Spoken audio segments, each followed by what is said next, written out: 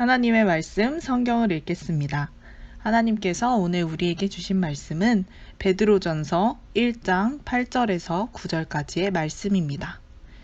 베드로전서 1장 8절에서 9절까지의 말씀을 한 목소리로 읽겠습니다. 예수를 너희가 보지 못하였으나 사랑하는도다. 이제도 보지 못하나 믿고 말할 수 없는 영광스러운 즐거움으로 기뻐하니 믿음의 결국 곧 영혼의 구원을 받음이라. 아멘. 사랑하고 보고 싶은 우리 청소년부 여러분, 안녕. 여러분, 한 주간 잘 지냈나요? 온라인 수업도 다들 열심히 듣고 있죠? 우리가 이렇게 수업도 온라인으로 하고 예배도 영상으로 드려야 되는 굉장히 이전에 겪어보지 못한 어려운 시간들을 보내고 있습니다. 우리가 이 어려운 시간들을 각자의 자리에서 잘 보내다가 건강한 모습으로 빨리 다시 만나게 되길 소망합니다. 여러분, 우리는 지금 기쁨의 50일을 보내고 있습니다. 이 기쁨의 50일은 예수님께서 부활하신 부활 주일부터 성령님께서 오신 성령 강림절 요 사이에 있는 50일의 기간을 말하는데요. 옛날부터 기독교 전통으로 이 기간 동안 우리가 예수님의 부활을 더욱더 기억하고 기념하도록 지켰던 절기입니다. 그런데요, 여러분, 우리가 어떤 날을 기억하고 기념하려면 먼저 그 날의 의미에 대해서 잘 알아야 합니다. 예수님의 부활도 우리가 더 잘 기억하고 기념하려면 먼저 예수님의 부활이 어떤 의미를 가지고 있는지 잘 알아야겠죠?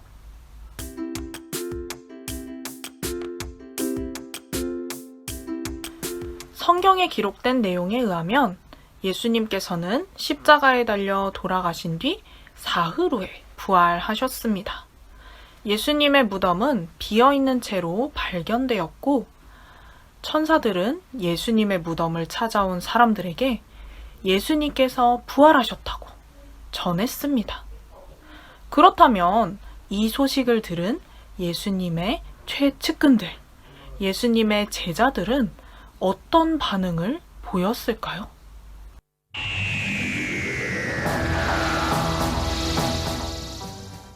선생님 안녕하세요. 안녕하세요. 그 예수님께서 부활하셨다는 소식을 처음 들으셨을 때 어떠셨어요? 근데 진짜 지금 생각해도 약간 어이가 없는데 말도 안 되는 소리라고 생각했죠. 솔직히 선생님 같으면은 죽은 사람이 살아났다는데 믿으시겠어요? 그래도 그 여인들이 빈 무덤에서 천사를 만나고 이제 선생님한테 말씀을 하신 건데 못 믿으셨다는 얘긴가요? 그럼 뭐 여자들이 뭐 알겠어요? 근데 이거 모자이크 잘 되는 거 맞죠? 아, 네네, 모자이크 확실히. 아니 좀 부탁드려요. 이거 예수님이 보시면 좀 곤란해가지고. 아, 네, 알겠습니다. 이렇게 제자들도 처음에는 예수님의 부활을 믿지 못했습니다. 누가복음 24장 11절에는 이렇게 나옵니다. 하지만 그들은 이 말을 허튼 소리로 듣고 여자들의 말을 믿으려 하지 않았습니다. 예수님과 함께했던 제자들은 부활하신 예수님이 직접 그 모습을 보여주시기 전까지는 예수님의 부활을 믿지 못했어요. 그런데 오늘 함께 읽은 베드로전서에 나온 성도들은 조금 다른 모습을 보입니다. 베드로전서 1장 8절의 말씀을 함께 쉬운 성경으로 다시 읽어보겠습니다. 여러분이 예수 그리스도를 본 일은 없지만 예수 그리스도께 사랑을 고백합니다. 지금 이 순간 그분의 모습을 보지 못하면서도 그분을 믿고 있고 여러분의 마음은 설명할 수 없는 기쁨으로 가득 차 있습니다. 아멘.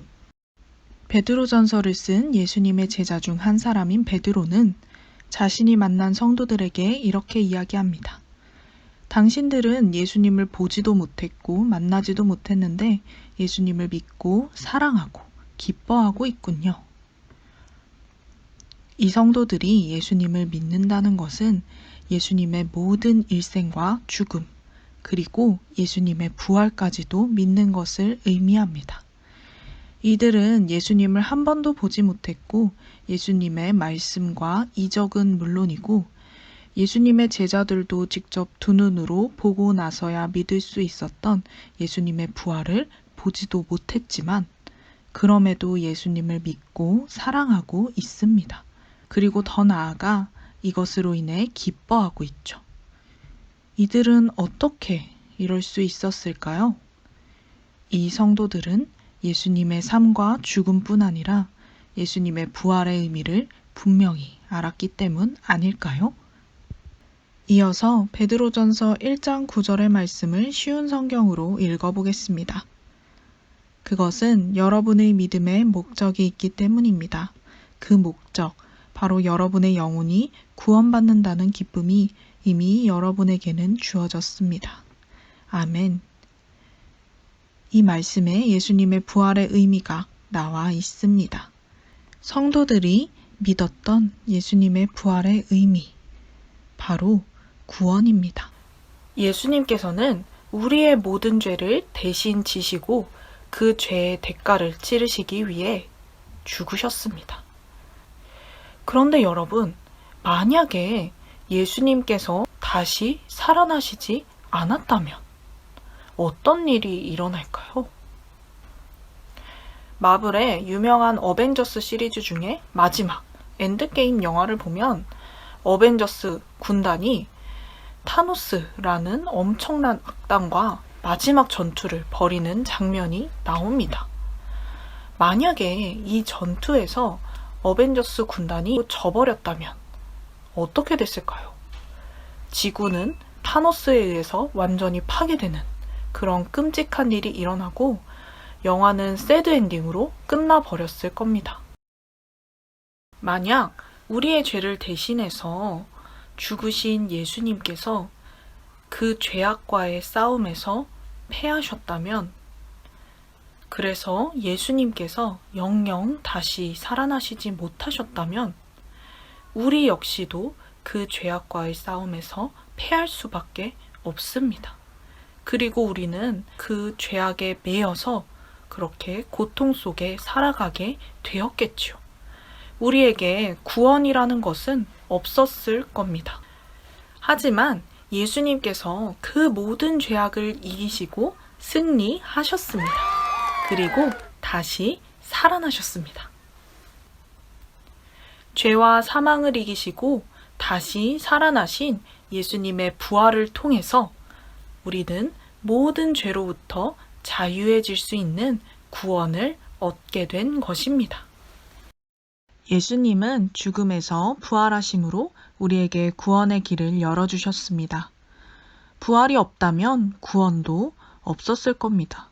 그렇기 때문에 예수님의 부활도 꼭 기억해야 합니다. 그리고 이렇게 중요한 예수님의 부활은 바로 우리를 향해 있습니다. 사랑하는 청소년부 여러분, 여러분 한 사람 한 사람에게 예수님의 부활이 향해 있습니다. 예수님께서 이 땅에 오셔서 살아가시고 죽으시고 부활하신 이유는 바로 우리 한 사람 한 사람을 위해서입니다. 예수님의 부활이 나를 위한 것임을 알 때 우리는 부활의 의미를 더욱더 깊이 알게 되고 느끼게 될 겁니다. 그리고 오늘 말씀에 나온 기쁨이 우리 가운데 있을 것입니다. 사랑하는 여러분, 오늘의 말씀을 마치며 함께 기억하길 바랍니다. 첫째, 예수님은 부활하심으로 우리를 구원하셨습니다. 예수님의 부활의 의미를 꼭 기억하길 바랍니다. 둘째, 예수님의 부활이 나를 향해 있다는 것을 기억하길 바랍니다. 예수님은 우리를 위해 부활하셨습니다. 사랑하는 청소년부 여러분, 우리가 우리를 구원하신 예수님의 부활의 의미를 꼭 기억하고 예수님의 부활을 기념하며 기뻐하는 한 사람이 되길 소망합니다.